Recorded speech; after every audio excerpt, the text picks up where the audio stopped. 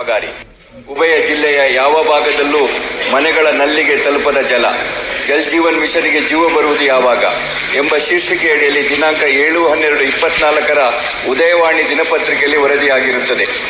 ಮಳೆಗಾಲ ಮುಗಿದು ಚಳಿ ಕಾಲಿರಿಸಿದ್ದರೂ ಕರಾವಳಿಯಲ್ಲಿ ಜಲ್ ಜೀವನ್ ಮಿಷನ್ ಕಾಮಗಾರಿ ಮಾತ್ರ ಪುನರಾರಂಭವಾಗಿಲ್ಲ. ಮಳೆಗಾಲಕ್ಕೆ ಪೂರ್ವದಲ್ಲಿ ದಕ್ಷಿಣ ಕನ್ನಡ ಮತ್ತು ಉಡುಪಿ ಜಿಲ್ಲೆಯ ವಿವಿಧೆಡೆ ಈ ಕಾಮಗಾರಿ ತಾತ್ಕಾಲಿಕವಾಗಿ ಸ್ಥಗಿತಗೊಂಡಿದ್ದು ಈವರೆಗೂ ಮರಳಿ ಚಾಲನೆ ಕೊಟ್ಟಿಲ್ಲ. ಒಟ್ಟಿನಲ್ಲಿ ಜಲ್ ಜೀವನ್ ಮಿಷನ್ಗೆ ಜೀವ ಇಲ್ಲದಂತಾಗಿದೆ.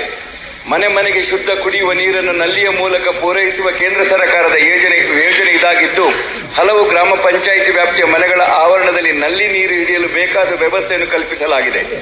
ಆದರೆ ನಲ್ಲಿ ಮೂಲಕ ನೀರು ಪೂರೈಸುವ ಪ್ರಕ್ರಿಯೆ ಎಲ್ಲಿಯೂ ಆರಂಭವಾಗಿಲ್ಲ. ದಾಖಲೆ ಪ್ರಕಾರ ದಕ್ಷಿಣ ಕನ್ನಡ ಜಿಲ್ಲೆಯ ಈವರೆಗೆ 2,94,409 ಮನೆಗಳಿಗೆ ಹಾಗೂ ಉಡುಪಿ ಜಿಲ್ಲೆಯಲ್ಲಿ 2,05,807 ಮನೆಗಳಿಗೆ ನಲ್ಲಿಯ ಸಂಪರ್ಕಗಳನ್ನು ನೀಡಲಾಗಿದೆ. ಗ್ರಾಮೀಣ ಭಾಗದಲ್ಲಿ ಜಲ್ ಜೀವನ್ ಮಿಷನ್ ಕಾಮಗಾರಿಗಳಾಗಿ ಅಲ್ಲಲ್ಲಿ ಪೈಪ್ಲೈನ್ ಅಳವಡಿಸಲು ರಸ್ತೆ ಅಂಚಿನಲ್ಲಿ ಅಗೆಯಲಾಗಿದೆ.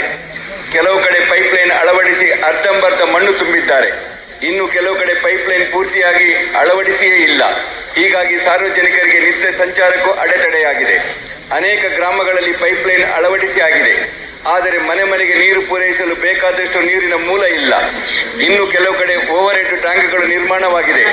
ಆದ್ದರಿಂದ ನೀರಿನ ಮೂಲ ಯಾವುದು ಎಂಬ ಬಗ್ಗೆ ಅಧಿಕಾರಿಗಳಿಗೆ ಸ್ಪಷ್ಟತೆ ಇಲ್ಲ.